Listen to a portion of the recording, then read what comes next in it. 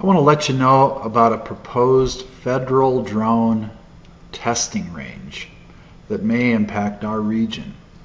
The federal government wants to start flying drones in public airspace by 2015. But first, they want to find out just how dangerous this might be. So they're going to establish test ranges to find out.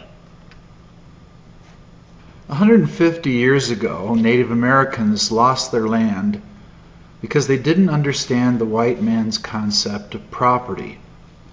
They thought that the land was limitless, and they couldn't imagine that there was a need to claim legal ownership. Later on, Hispanic settlers lost land and water rights because of their ignorance about their property rights. And more recently, surface owners who were ignorant of the fact that they didn't own the minerals underneath their land lost control as big corporations moved in to drill.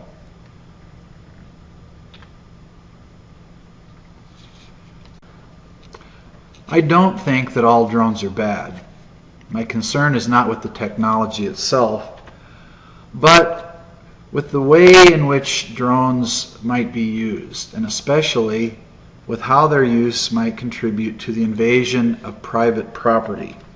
Drones have potential non-military applications in agriculture, firefighting, search and rescue, mapping, law enforcement, and lots of other uses that we can only imagine.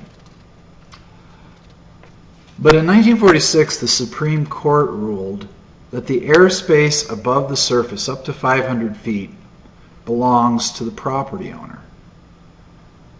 But most of this super adjacent airspace in southeastern Colorado has been claimed by agencies of the federal government. This actually constitutes an illegal taking, since it deprives the surface owner of the use and enjoyment of their own property.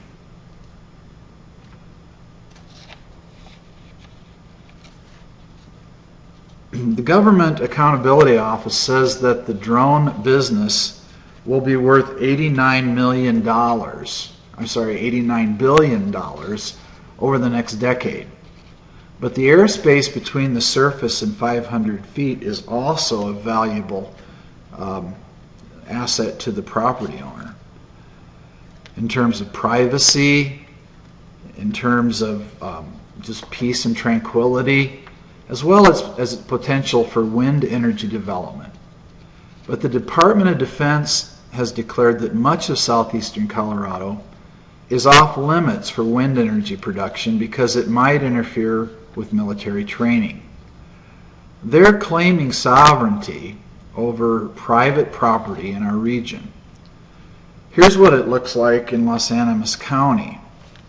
The Department of Defense says that the areas on this map in red and yellow interfere with military operations, and that they will therefore prevent private property owners from benefiting from wind energy development in these areas.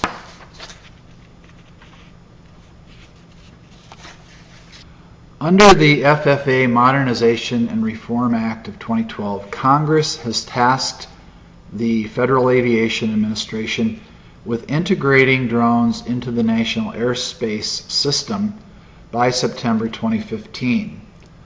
The FAA plan indicates that a test range will include public airspace and, quote, the area specifically underlying the airspace that may extend to the surface.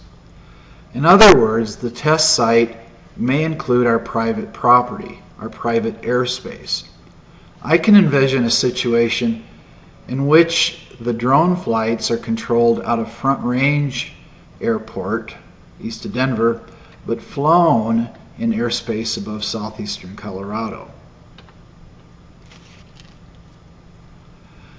The purpose of the proposed testing range is to determine the dangers of flying drones.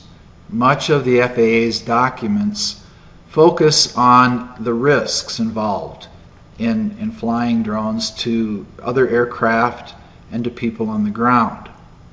So they're looking at areas with low population. The profits from this whole drone business, potentially, will accrue to defense contractors up north, while the risks will be borne by people on the ground. Since the military has already established military operations areas and military training routes over southeastern Colorado, it's quite possible that such a drone testing range will happen here. Once the federal government establishes a drone testing range or designates private airspace for low-level flights, it will become very difficult for our elected officials to do anything about it. That's why we need county ordinances regulating drone flights. If we have an ordinance, the FAA or the military would have to request a variance, giving our local officials and the public a chance to evaluate their proposal and make sure that our safety and privacy and property rights are protected.